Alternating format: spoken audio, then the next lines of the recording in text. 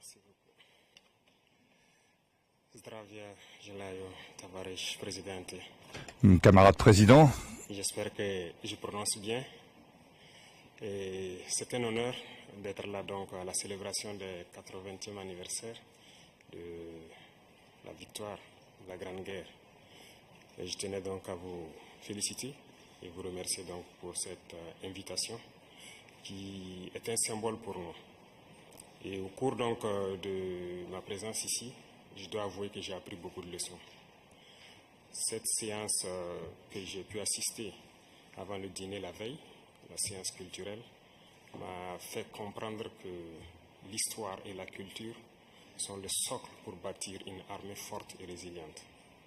Nous avons pu voir ensemble tous les sacrifices que le peuple soviétique a consenti pour que nous soyons dans un monde libre aujourd'hui. Et nous tenons donc à vous dire merci pour cette invitation, parce que ce sont des moments qui nous ont permis aussi de réfléchir à notre situation et de penser à de nouvelles perspectives.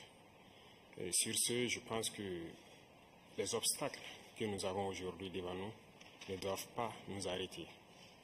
Et les obstacles sont une bonne chose en quelque sorte que nous devons surmonter.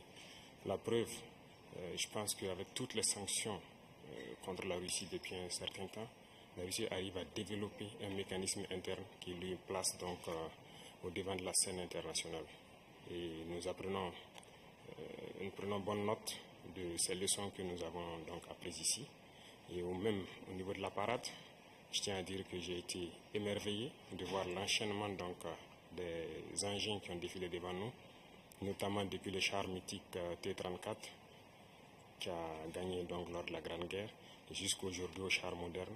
Combien donc l'armée russe est modernisée, combien la technologie donc a participé à renforcer cette armée.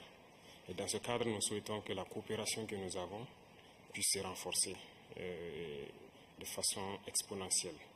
Je vous remercie déjà pour tout ce qui est fait pour nous, notamment ces bourses d'études qui sont octroyées au Burkina et qui vont s'accroître.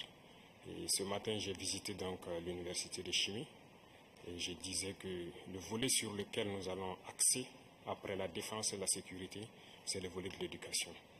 C'est ce volet qui nous intéresse le plus, notamment les sciences. Il faut que la Russie puisse nous aider à former notre jeunesse, notamment dans le domaine des sciences, pour que nous puissions développer chez nous la machinerie, en gros. Que ce soit la machinerie qui va avec l'armée ou la machinerie qui va avec l'industrie. Parce que c'est à ce seul prix que nous pourrons nous développer au sein de l'Afrique. La guerre qui nous est imposée aujourd'hui,